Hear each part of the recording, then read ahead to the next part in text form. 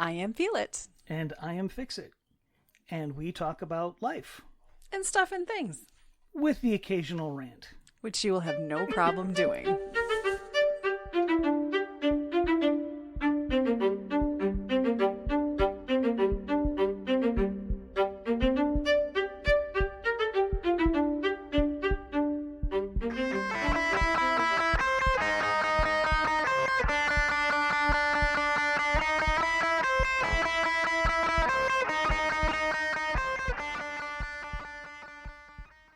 Hello, good evening, good afternoon, good morning, good night.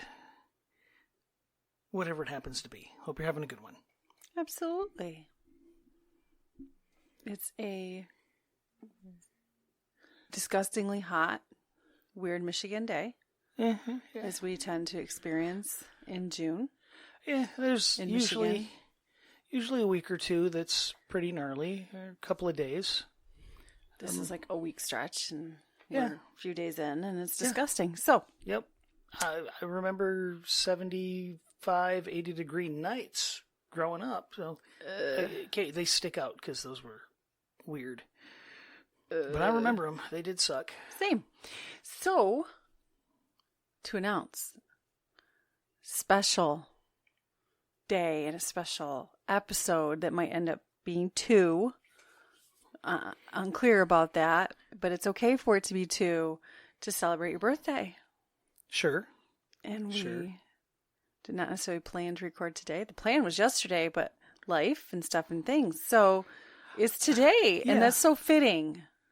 It's fitting. So certainly, I guess. I decided that we will turn this into something special for your birthday, and it would be about you.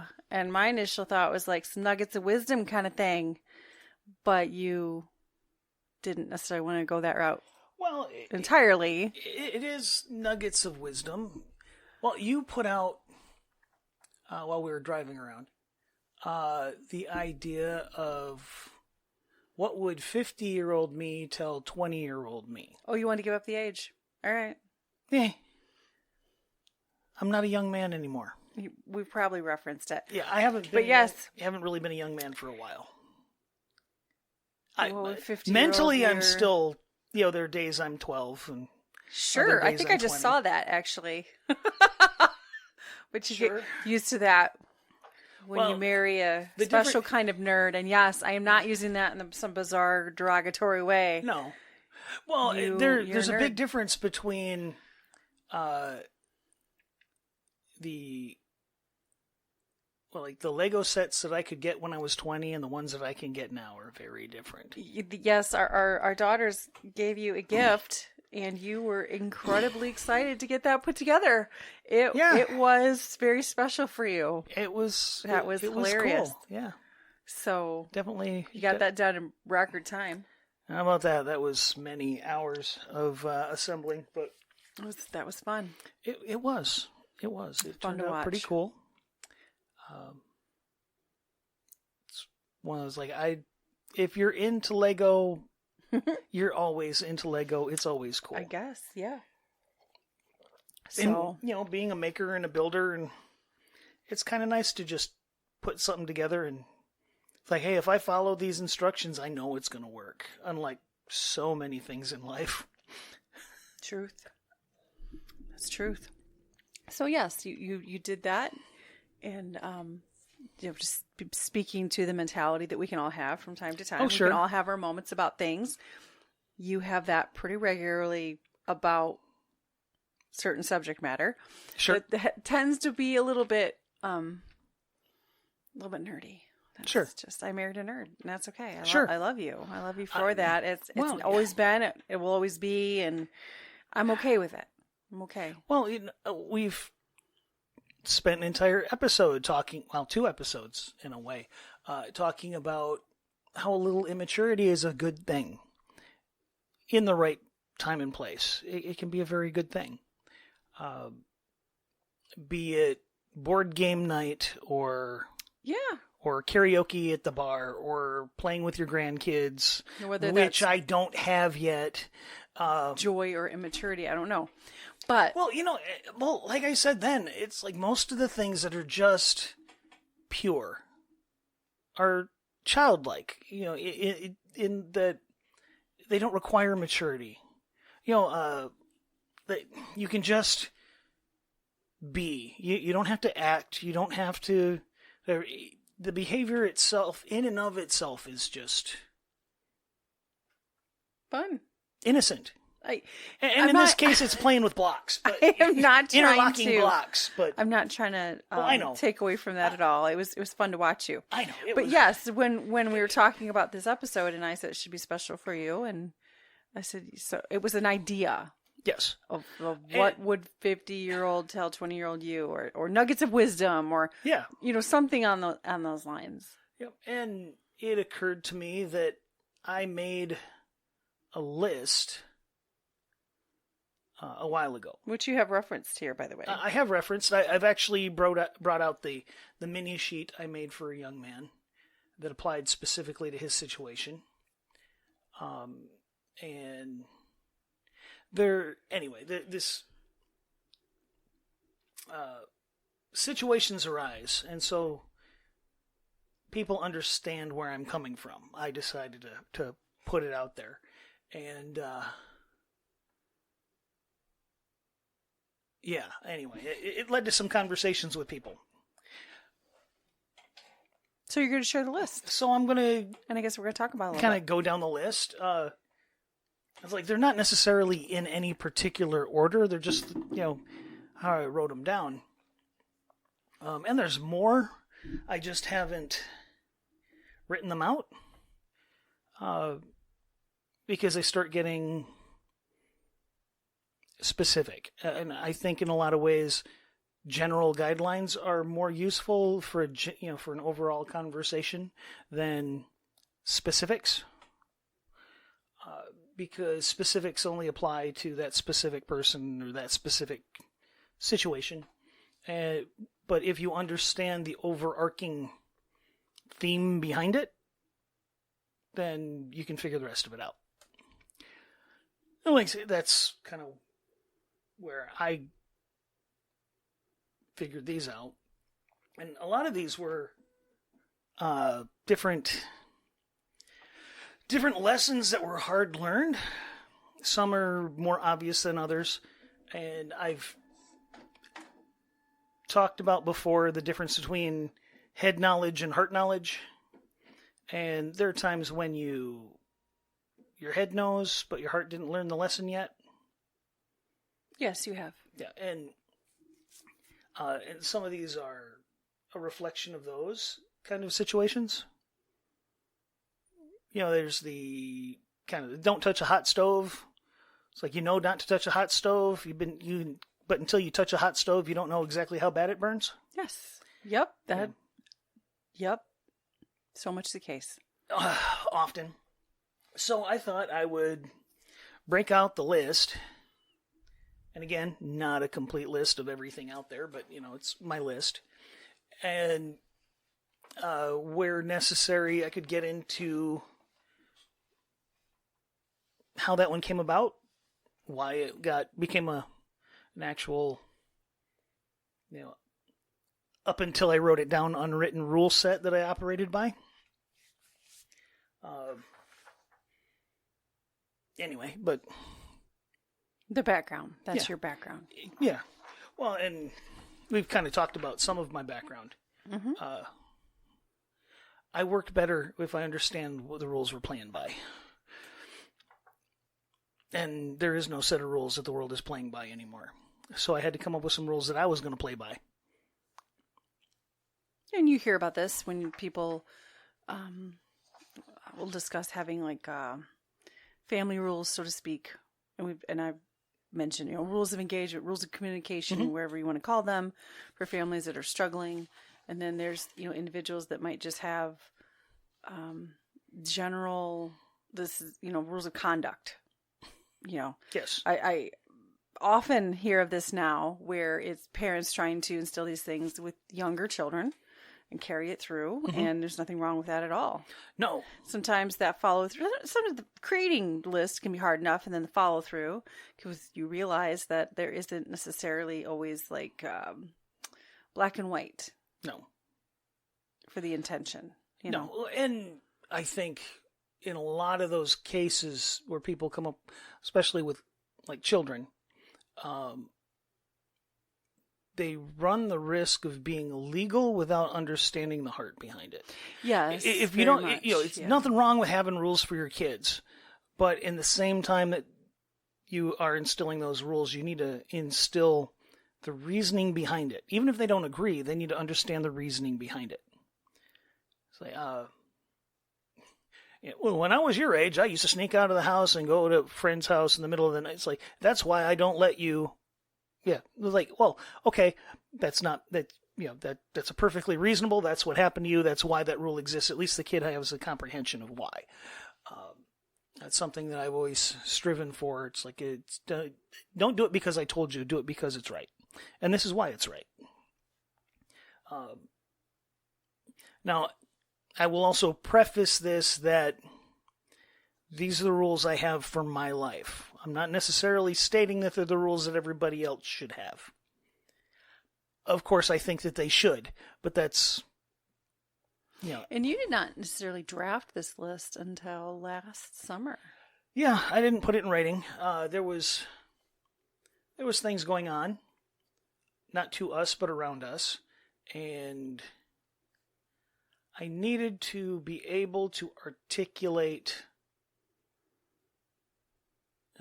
so others would understand where I was coming from. So I put it out there. And it got some responses.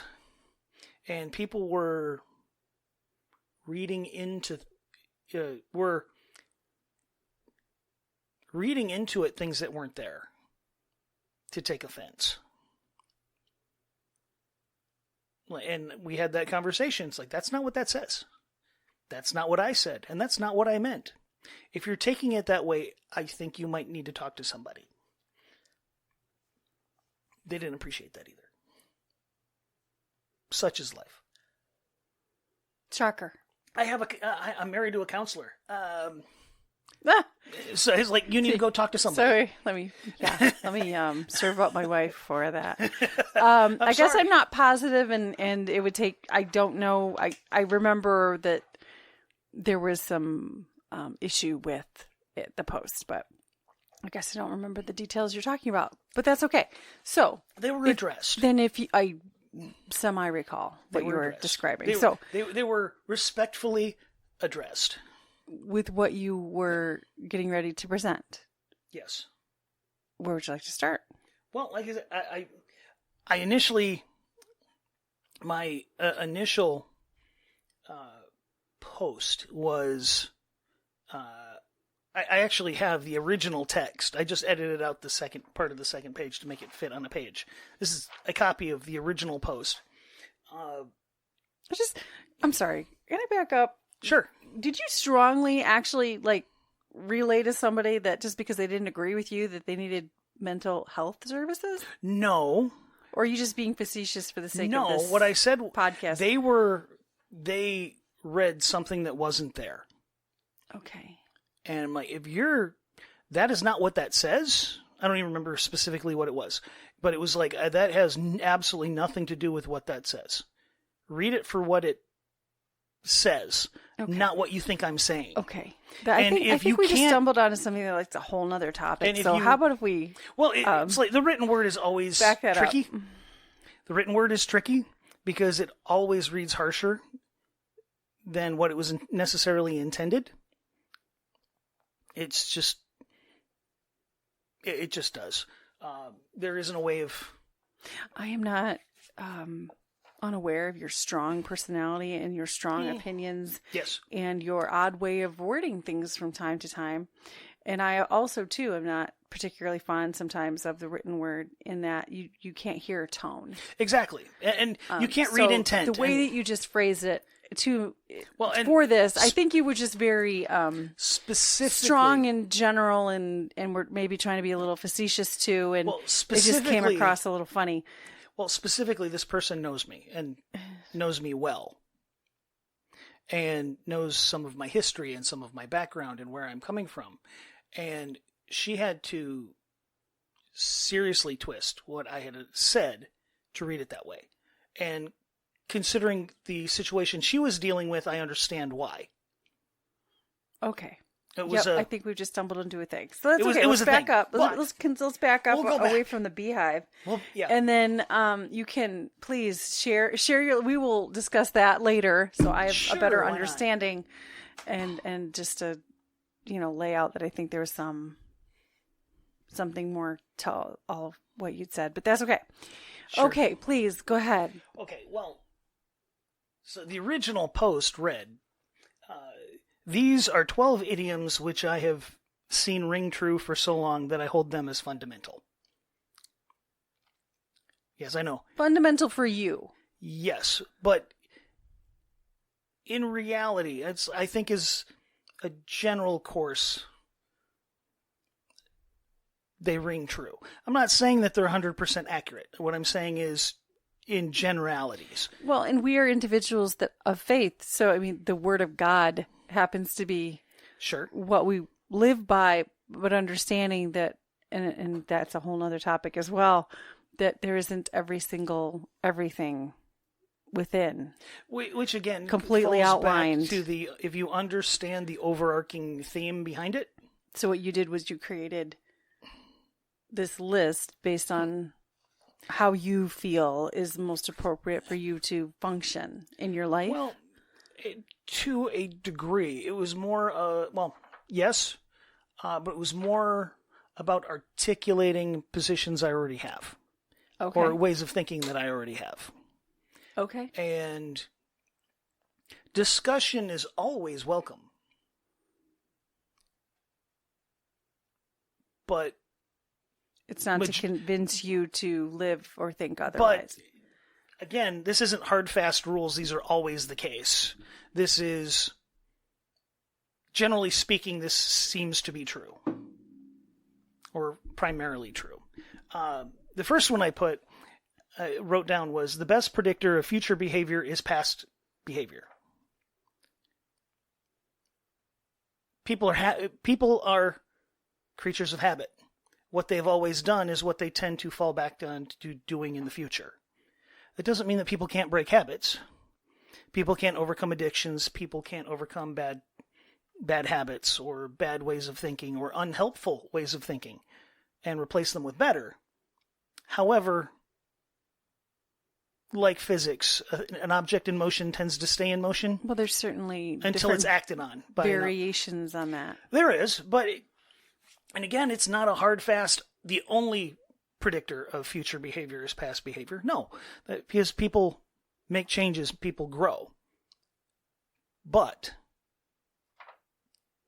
consistently the most accurate predictor of future behavior tends to be their past behavior. A person who falls back into substance abuse to deal with their problems has a tendency to revert back to substance use to deal with problems. And there's a whole lot to that. There's a whole lot to that. Example. I'm not saying it's specifically in that example, of course, but that isn't to say that they can't overcome. Yes. However, unless people are given a reason to change, they tend to continue along the path that they're familiar. Okay, understood. Yeah. Yep. I mean, yep. A person that will cheat with you will cheat on you. Oh, is that number 2? That's number 2. You should name them as you're reading them. Okay, all right. So that was number 2. You a person that will cheat with you will cheat on comments. You. Okay. That's a strong one. It is. It is. And I've seen growing up with friends and family and associates and coworkers and neighbors. So you're saying like from childhood into adulthood? Up until present day, yes. And it kind of, that one, the reason I put those together is because past behavior is the best predictor of future behavior. If a person will cheat with you, they will cheat on you. That is the habit that they've already established. If they can't be trusted, they couldn't be trusted in their old relationship, you probably shouldn't trust them in their current relationship. And I know that's a strong statement, and it does have an unfortunate truth to it. Yeah. No, and again, I'm not saying that people can't change. And we hope that they do, that they learn and they grow. But again... with all the excuses you could possibly have. But again, if the person that will... in order to cheat, they have to violate all of the promises that they're currently making to you. If they already broke them once, what's to say they won't break them again? Now, if person grows and changes and matures and becomes a different person than who they used to be, more power to them. I hope that's what happens. More times than not, that's not what I've seen. Typically, in my experiences, it's a majority of the time they continue down that path and they just replace you with somebody else later. I wish that wasn't the case, because that just means more people getting hurt. And that's a hard one. You can, situations like that, like past behavior. And there's all the variables, and there's all the variables, all the and you it's like, as a person that, man, I don't want anybody else to suffer. I don't want anybody else to hurt. And at the same time, like, yeah, I can see it coming, and I can tell you that I see it coming, but you're in the middle of it, and it's different this time.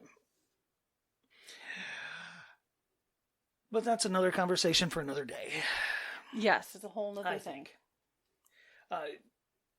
Okay, I will say 2, 3, and 4 are very related. Okay, so 2 is a person that will cheat on you or cheat with you will cheat on you. A person that will lie for you will lie to you. That's number 3. That's number 3. And number 4 is a person that will steal for you will steal from you. Okay, is there a reason why we're not going one at a time there? Well, because they're all basically related. They all actually kind of relate to 1. Okay, could you please repeat number 3? A person that will lie for you will lie to you. True. Yep. Because a liar is a liar. It's a lie is a lie. No matter how fluffy you make it.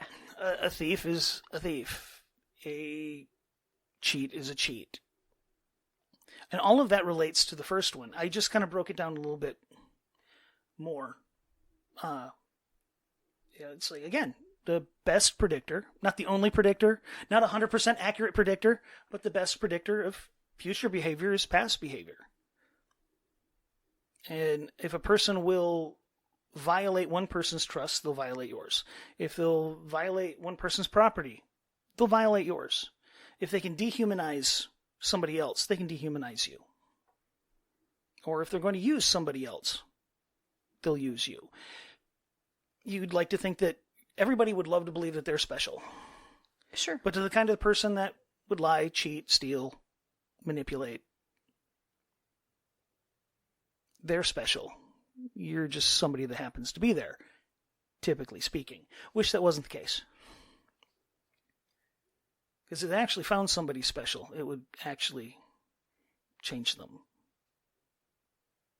Give them let me rephrase that. It will give them the motivation to become better. Yep. I think that's more that's accurate. People, you can't change somebody else, but you can inspire them to change. There's that choice involved. Yes, always. Number 5, I think everybody has heard at one point or another the phrase that a person is only as good as their word. I think long term, for the most part, people have heard a man is only as good as their word. But too often, people don't put value in their own word, like to even understand that is supposed to have significance. Yes. Well, I added to it. And I'll read it verbatim, how I posted it. So again, number 5, a person is only as good as their word. Or in my way of thinking, a person is only as good as the inverse of the oath they're willing to break. That's wordy. It's wordy. But a person of extremely high value to me is a person who, under no circumstances, would ever break a vow of meaning. Their word is their bond. If they say they're going to, they're going to. If they say, I'm going to, when, come hell or high water, world coming to an end, bullets start flying, I got your back, and then they show up. That person, is that is a person of definitely value. not the norm. It is not the norm. But that is a person of value. Someone that sticks to their word. That is someone you want to cultivate that relationship, and you want to cultivate it in yourself. That if you say, I'll be there, you're there. There's a reason I don't tell people, I might go. Maybe means no. Yes means maybe. No means definitely not. I don't, it's like, I'll look, I'll try, I have to see what's going on. You have to when you have to translate what somebody is saying, or stop and process to translate that's. But at the same time, it's complicated. But at the same time, if a person is willing to promise the world, and then they light your world on fire, that's a person that it's like I can't hold any value to that. So it's like the more sacred the vow that you're willing to break. It's one thing. It's like, yeah, you know what? I'll pick you up at noon. And they don't get there till 12:05. It's like, okay, did you break your word? Yes. Was it a big deal? No. That's in comparison. That's life. In comparison to many things, no. Well, no, that's life. I mean, it's like I wouldn't even call that necessarily a broken vow. They just didn't live up to their word, potentially from no fault of their own.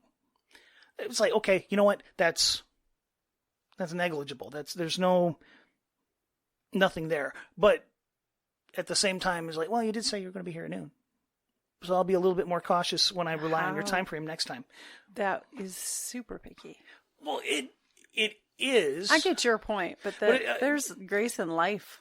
There is. And I'm not saying hold it against them. I'm just saying for future reference, are they always going to be 5 minutes late? Because if so, I need to tell them 5 minutes earlier. But again, that's minuscule. It's not like a big deal. That's a tiny little promise or agreement compared to the rest. So there's tiny little effect. I promised to give you my kidney. I changed my mind. That's that. Okay, now that's a little more significant. Now we have something much more significant. It's like you're breaking a vow that could save my life. That to me, it's like, okay, that is the act of a person who, I'm not saying a person that isn't capable, in that scenario, which has never come up for us, that's precluding the fact that, they're a tissue match and all of that, and they agreed to do it, and then, you know what, never mind. After they agreed to do it, it's like, okay, now it's like your broken vows could cost someone life, could cost someone their life or their quality of life. It's like, okay, you know what, you can't be trusted when it's important. Which means I can't trust you, which means I can't have you in my life, because if I can't count on you, why would I want you here? And, I mean, there's a lot of that, and it's a lot of, persnickety, and I'm not saying life doesn't happen. It's like, hey, you blow a tire, that's not, I'm a firm believer, if you make a promise to somebody, you strive to the best of your ability, given the circumstances, to live up to your end of that agreement. Life happens. You provided extremes, so what about middle of the road? Middle of the road, I mean, and we're not talking like business contract. No. That's not what we're talking. No, but in all honesty, the fact that we have to write things down is proof that there's a problem. Just personal commitment, even. Yeah. Relational commitment. When you say you're going to be there for somebody, when you say you're going to follow through with something, when you say you want to help, when you say you're committed on some level in a relationship, friendship, or intimate, otherwise, whatever. Well, and then my point to it is, the more important of a vow you're willing to break, the less value you have. Or let me rephrase, the less that I can hold you in at a point of value in my life. I don't think people value themselves and value their own word. I think the meaning of someone's word has been lost. To a degree, But at the same time, I'm not saying it's like an excuse necessarily. No. I just think. See, actually, that's on my list.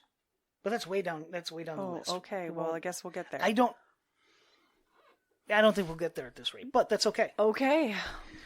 Well, and that okay. That's why we said it might end up being a two-parter. Number 5 bleeds into number 6.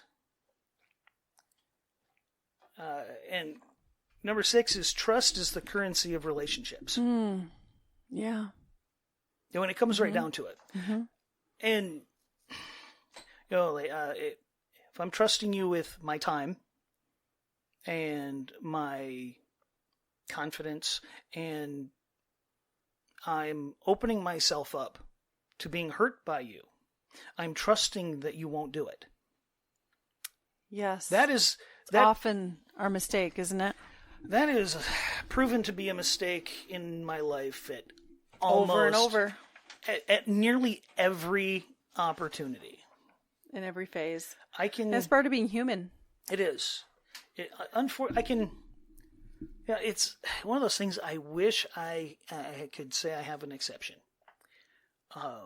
But in my life, I can honestly say that anybody I've ever given the position to be able to cause me harm, they have.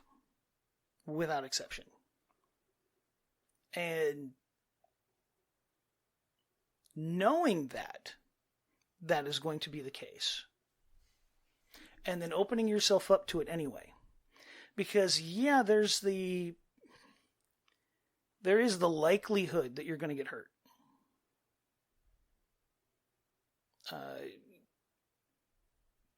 Doesn't necessarily outweigh the benefits of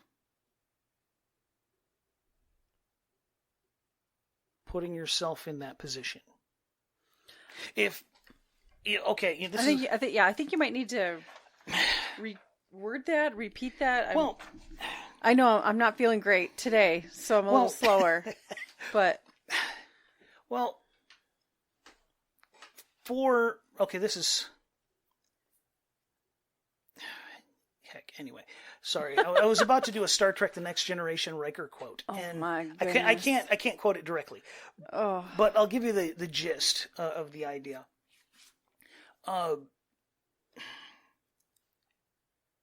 The only way you can benefit from a relationship is if you put yourself in a position where you can get hurt. Yes. And more times than not, you're going to get hurt. Vulnerability is key. And I'm not saying sometimes it's... To an in-depth, genuine relationship. Yes. Well, any kind of relationship, really, to some degree. You can have a surface relationship. Well, you can have a surface relationship, it means that the knife won't go in as far. But exactly. But you still have any kind of interaction with another human being involves a certain level of vulnerability. Now, it might not be much, but there's that small amount of opportunity. Now, I believe genuinely that most people are pretty decent. I think a person is decent. I think people as a group that's where the problems start showing up. Competition, contrast, compare. Well, there's all of that.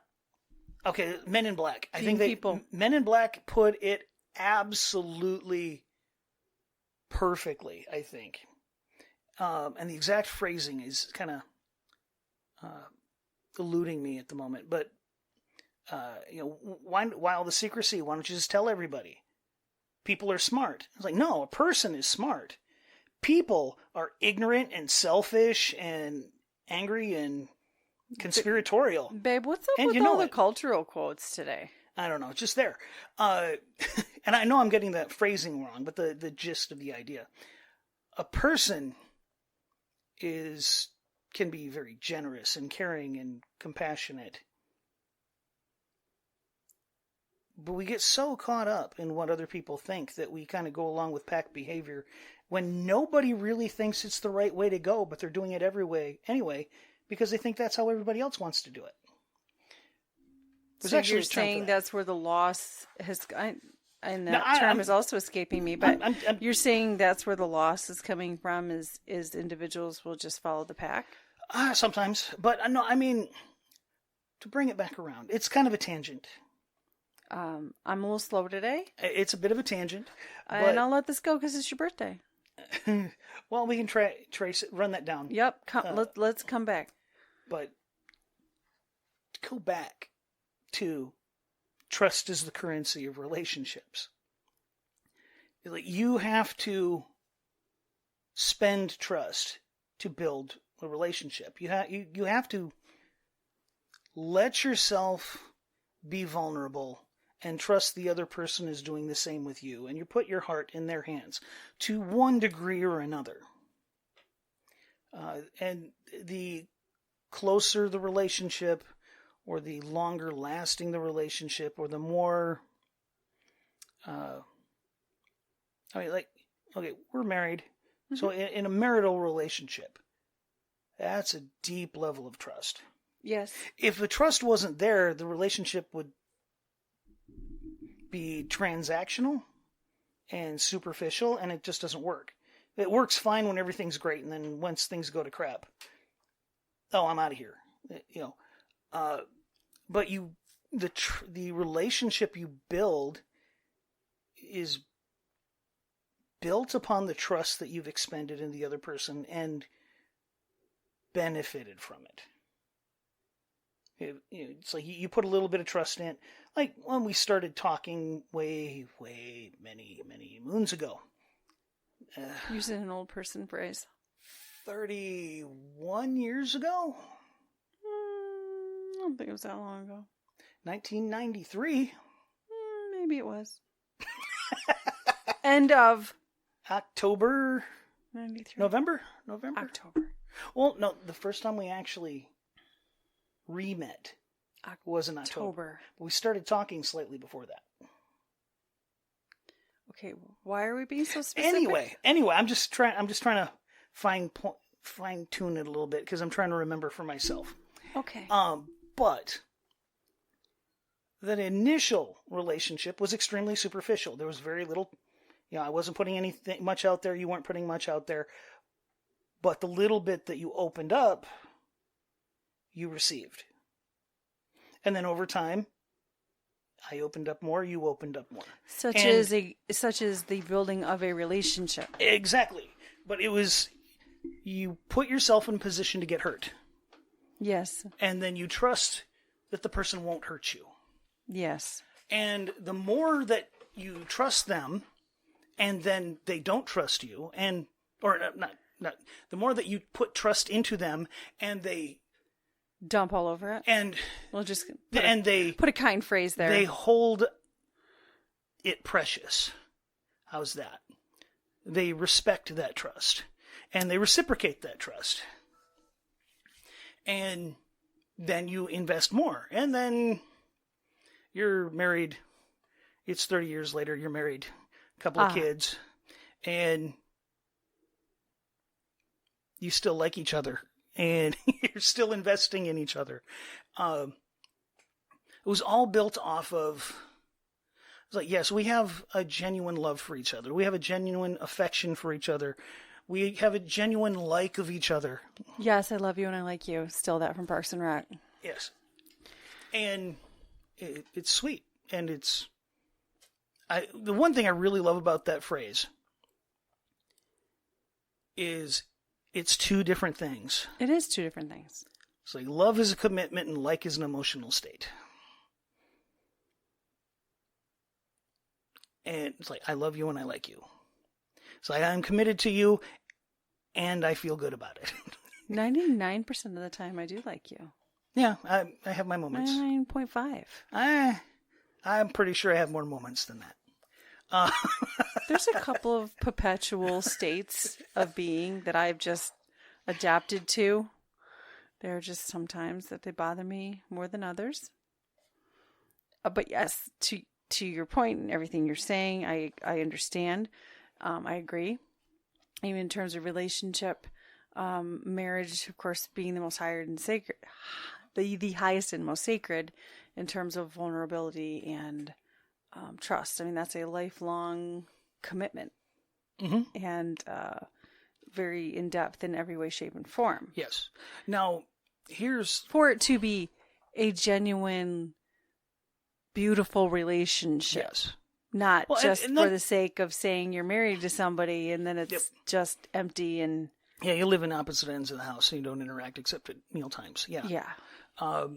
Which we've seen that. We know, If you're even in the same house, I actually know more people that's become like, oh, he travels for work and I just do my own thing. And yeah, then it just goes everywhere bad. Not that you can't have a good relationship like that. But it's just more often than not. That's its own strain, but a lot of times that's used as an excuse so they don't have to. More often than not. In our personal life, the individuals that we have known or know that is their situation. It's ugly.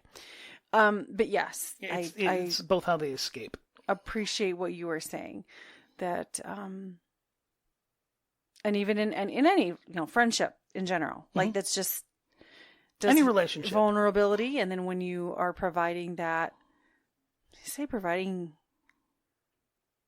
my mind just automatically went negative, but I know we've been going through some negative things.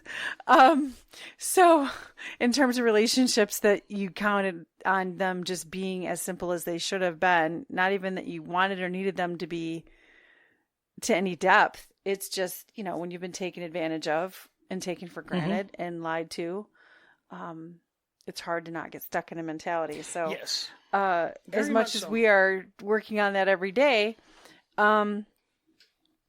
it's and in particular when you talk about like friendships in general, right? But what any level of intimacy in a relationship, you're giving them ammo.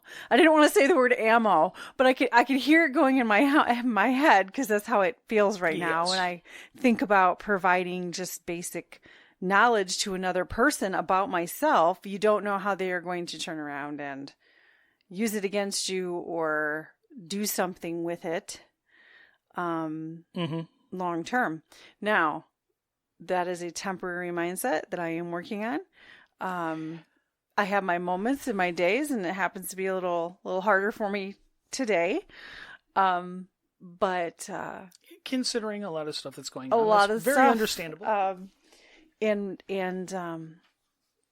yes. And no, we won't be getting into that anytime soon. No, but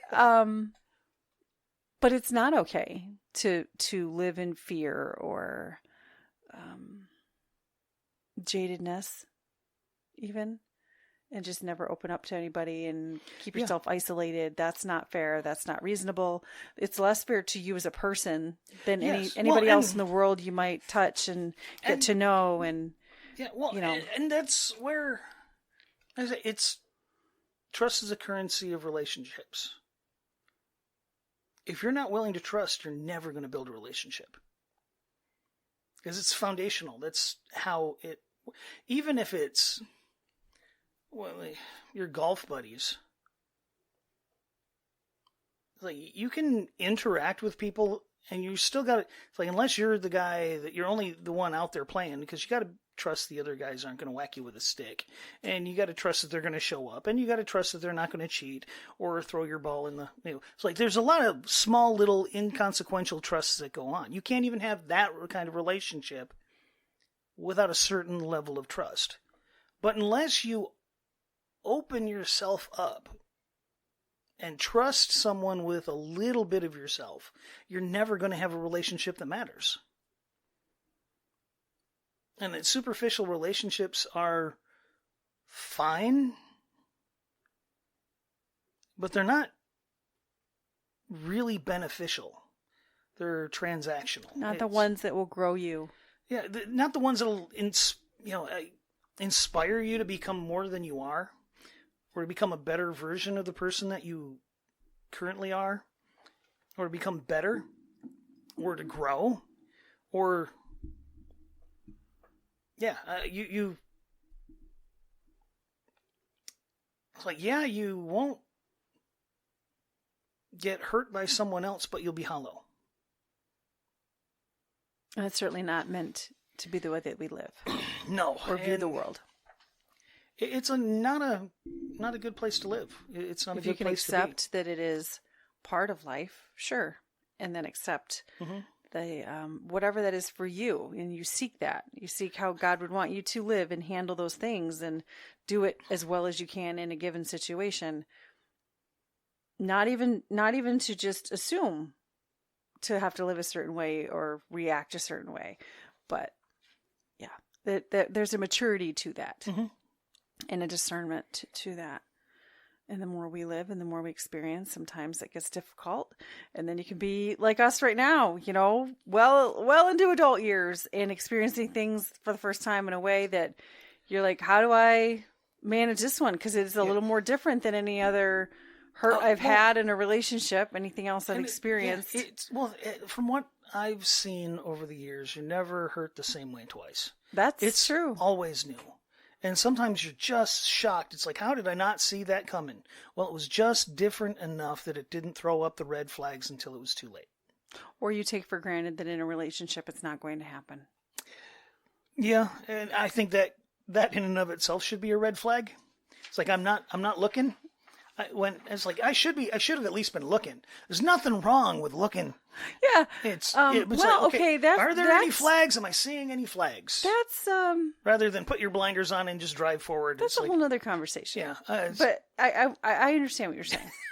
Okay. What is your next one? Okay. It's kind of... What number is it? This is number 7. It's kind of the flip of the 6 that we just talked about. And it's trust once lost is never truly found again. And that's, again, very extreme. Not really. Not really. Never found again? Hold on. Let me reread it. Is never truly found again. You can rebuild trust, but there's always going to be a scar on it. It's superficial. Is that what you're saying? No, I'm saying especially the deep hurts. If you're holding someone's heart in your hand, and you do something to hurt it, you can heal that relationship. That's a choice. And it's a choice for both parties. But even if you heal from it, there's still a scar. You never get back to 100% of what it was before. It has to be different.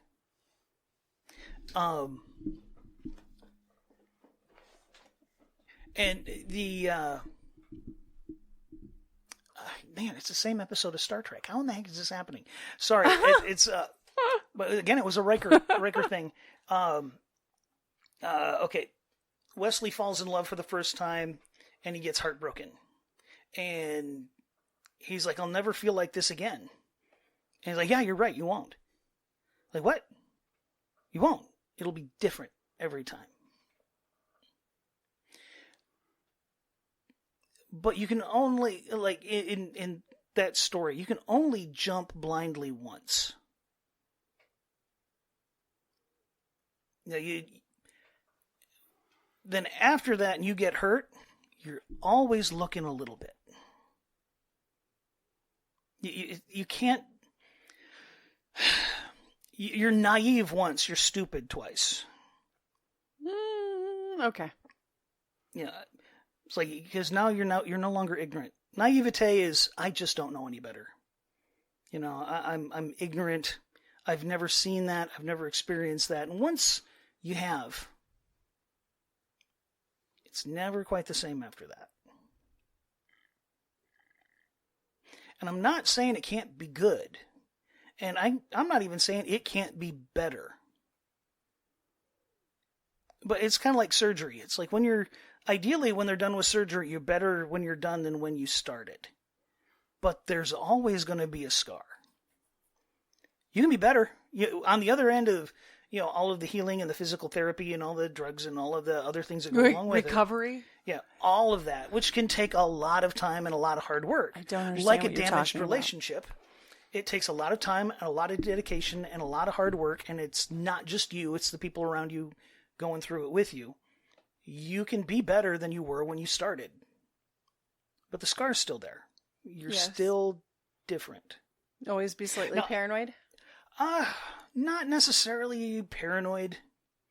I think you get past that. What you're saying, looking. You're saying looking. You're always looking. What do you mean by looking if you don't mean paranoid? Well, I'm okay in that regard. I mean, what you had before was violated. It doesn't exist anymore. But you can build new. Fair enough. But that new will be different. It won't be the same. The thing that was isn't. It might not be completely gone, but it was hurt. And it's never going to be exactly the same as it was before. You never truly get back what you lost. What you get, what you can build back, and what you can grow back, and what you can get back is different. And you have to earn it in a way you didn't have to earn it before. And I'm not, and again, not saying that it can't even be better in 100 different ways. It just won't be the same. But it won't be the same. You never truly get back what you lost. You, again, like I said, you can be better in many ways, but it'll always be a little bit different. Well, I can appreciate what you're saying. And I'm not, and so listen, And sometimes, I want to make sure I iterate that it's like, it shouldn't be the same. No, and I honestly, I don't think it should be, because if it's exactly the same, then you didn't learn anything. And if you didn't learn anything, it's a wasted experience. Everything you go through is an opportunity to learn and to improve. And sometimes what you go through sucks. Sometimes? Yeah, sometimes. Good things happen too. You don't learn nearly as much from the good stuff as you do from the bad not in stuff. the context you're talking about. You're talking about lost I mean in life, trust. But that's not a good thing. No. You know, it can be. In the long run, it can be. It can be. Yes. But in the moment, it is not. It's terrible. No. We've dumped, as a couple and as individuals, we dumped a lot of trust into some people that just raked us over the coals. So many mistakes. Yeah. So many. Paid for in so many ways. Yep. So sometimes literally. So many ways. But we're not going to get bitter. We're going to learn from that. We're going to move on. That has been the goal. That has been the goal. And some days were better than others at living that out. Just saying. And God knows that. Yes. I'm striving. I'm always striving for better. Let's see. We're on 8. Okay. This is a variation of another really old adage out there. It's like, number 8, you become like those with whom you associate. Oh my. That's taught in business school. I think that's in Rich Dad, Poor Dad by Robert Kiyosaki. I want to say it's in there's various 7 versions Habits. Of it. There's various versions. There in any kind of. There's a reason why business associations exist. There's a reason why churches are important. It's why clubs are important. It's you become like those with whom you associate. The more time you spend with them, the more you start to model their behavior. And part of that is I see in others things that I want to be like. And you also see in them things you don't want. And you inspires you to grow. Inspires you to learn.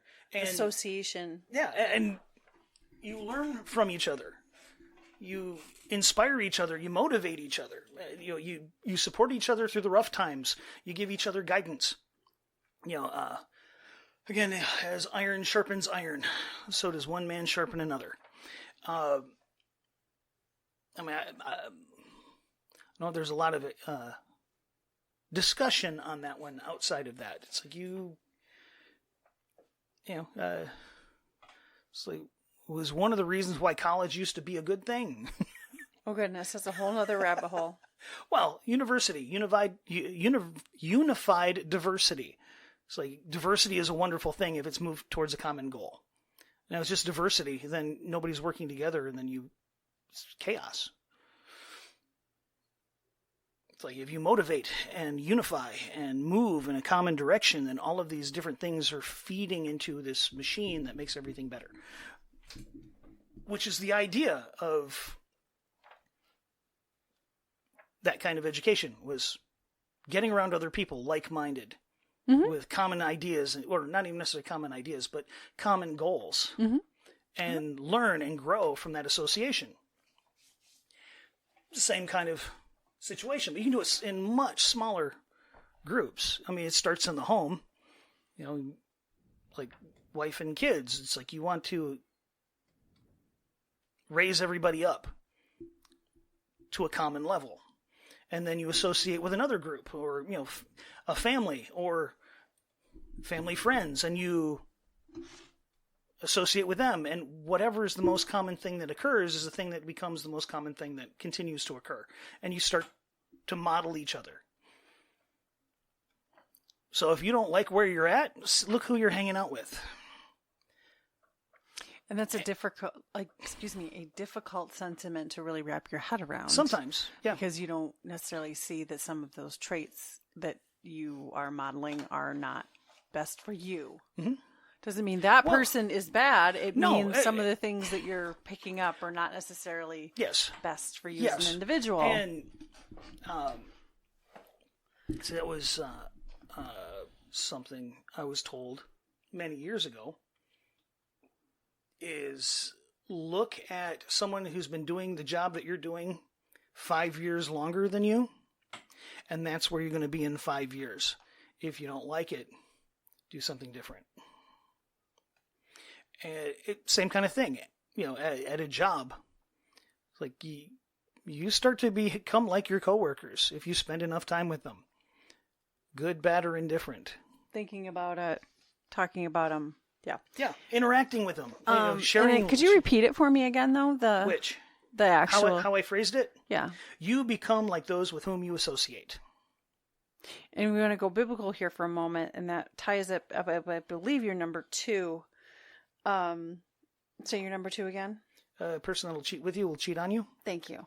So there's a biblical sentiment here that I know we've referenced a little bit before, and then you and I have talked about. You're very strict, for lack of a better word, on the idea that, and again, I'm putting together these 2 sentiments. Sure. Right?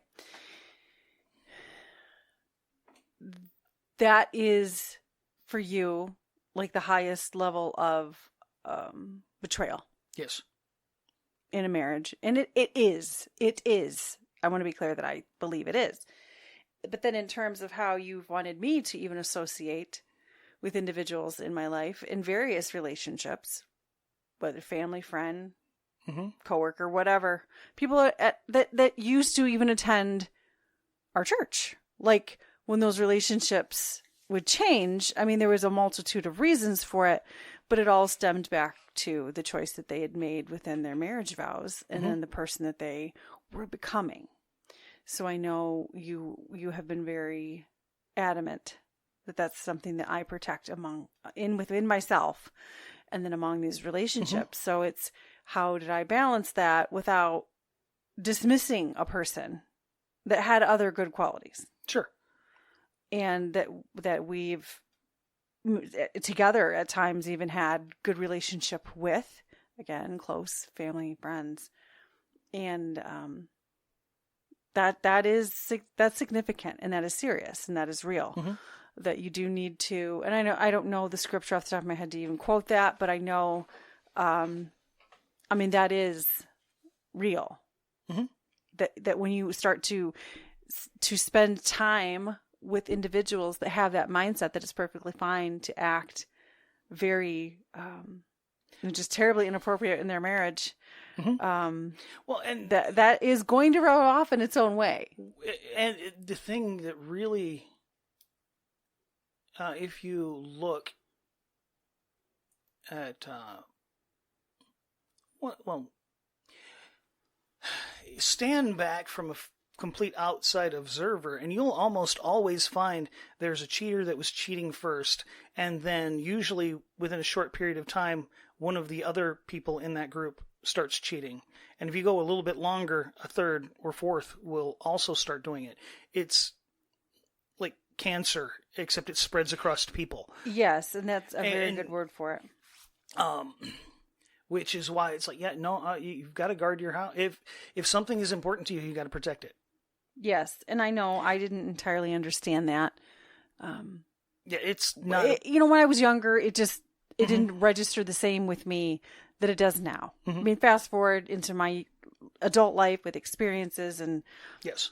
things that we've been, through together and individually, and then watching the relationships crumble the way they did. And I get it. I do get it Mm-hmm. now on a level I certainly didn't when I was 20. But that is very significant in any unethical behavior, not just necessarily infidelity, but just anything. When you start drinking too much. People that are engaging in destructive behavior almost always they're usually apostles for it. Let's put it that way. They will stand on top of a rooftop and tell you how right it is and how good it is. The whole time it's destroying everything around them.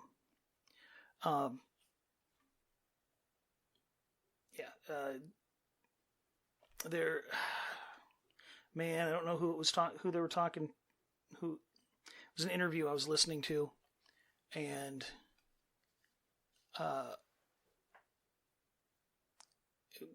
man and woman, the relationship was getting rocky, and he's like, everything was great until a little while ago. What the heck happened? It's like, well, I started talking to her. Oh, you mean the woman that's been divorced 3 times is telling you how awful I am and it's destroying our relationship? And she realized that, yeah, every time I spoke to her, the person that she was talking to was sowing seeds of discourse. Sabotaging. And completely sabotaging it, but I'm being your friend. It's like, no, you're destroying something good in my life. It's not being my friend. So she had to learn, it's like, I can't bring my relationship, my romantic relationship into that relationship because she's going to eat it alive. But actually, it's kind of funny. Not funny. It's like, because that's how my brain works. Flipping coins. The number 9.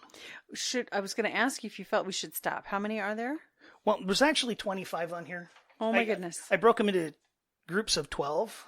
Okay. Before, and then I added one last minute the last time I posted. Do we want to add one more for this episode because it's tying into what we're talking about and then end? Well, it kind of...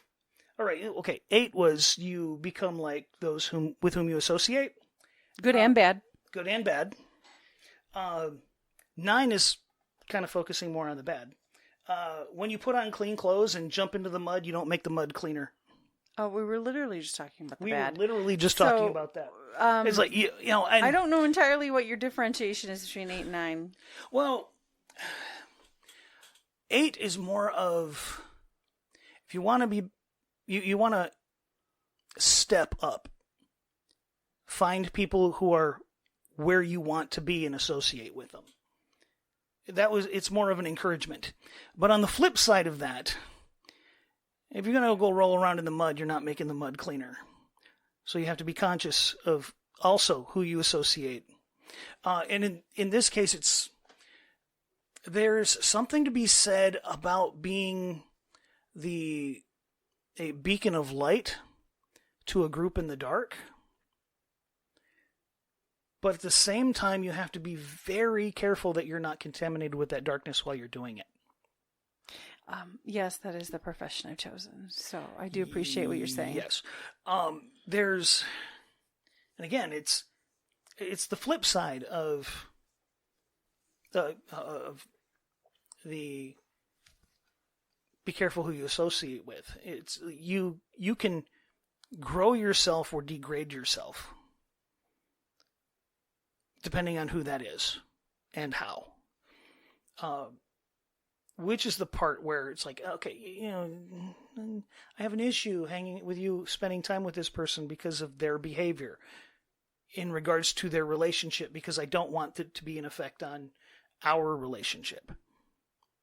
And that's often blown off because it's I'm strong enough and I can handle it. Enough. It's like, yeah, it won't be a big deal. And then crumble, 6 months later, your marriage falls apart. Yeah. And it's small seeds do tremendous amount of damage when they start growing. Every bit of cracked concrete out there was a small little plant that nobody cared about, that was left alone until it started breaking things. But I'm just looking down the list because it kind of. Well, I feel like we can continue it, but I wanted a clean end today, and I think if you've addressed to that point, and then we can continue on. Certainly, if those things are tied together. Yeah, pretty much, and they all kind of there is an overarching theme, just broken down into. Do the right thing, overarching theme. It's like, well, what does that look like? Here's some of the ways it looks like. A good chunk of the second half is about emotions and commitment.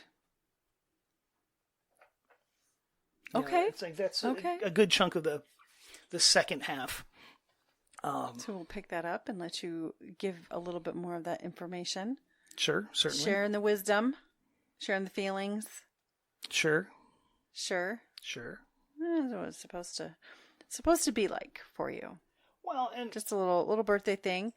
With age comes wisdom, as that is said in so many ways. I don't think it's age so much as the mistakes. Well, you can. Look, I know a lot of really stupid old people. Okay, that's true. Well, I work with. Let's be honest. I work you with. You say stupid. That just sounds so awful. You mean ignorant? No. Uneducated? Nope. Nope. Do you have a nicer word? Not really. Oh goodness. If you know the right, you're just in that attitude today, huh? If you know the right thing to do, and you choose not to do it, that's an act of stupidity. I'm sorry. You're just so harsh today. It's not ignorance, because ignorance is you don't know any better. I'll never fault somebody for being ignorant. I might chuckle, but I'm not going to fault them. See, and I don't feel great, so I don't have the oomph to just kind of, well, okay, like dispute any of that. Just like it's just it's a very harsh word. Naive, you didn't even know it was something to look for. Ignorance is you were never taught correctly in the first place. If you know better.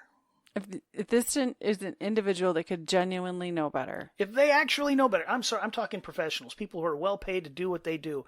And why did you do that? You're just using some really harsh language. I'm just not sure. Stupid's not that harsh. I have much harsher I could use. I've worked in a factory since 1993, and I spent 6 years in the military. Trust me, I have better words to describe. We should end today, because you just seem a little like spicy. For your birthday. It just seems a little...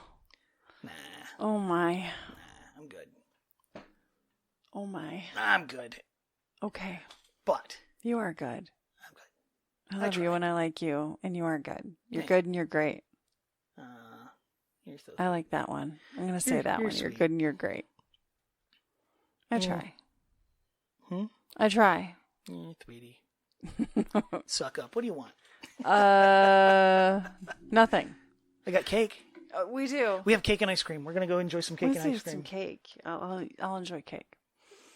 So I'll enjoy a little. Yeah, you will. Yeah. Okay. So we've gotten through the first half.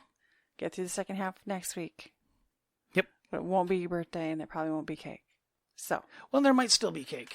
It's gonna take. Hard to say. We don't go through cake that fast. We really don't. I really love it, but it's not necessarily my friend. Okay. So we shall end today where we are at. Yes, we shall. And take your spicy and do something else with it. Okay. So I'm Fix It. I'm Feel It. We hope you join us in the future. Until next week. You have a great one.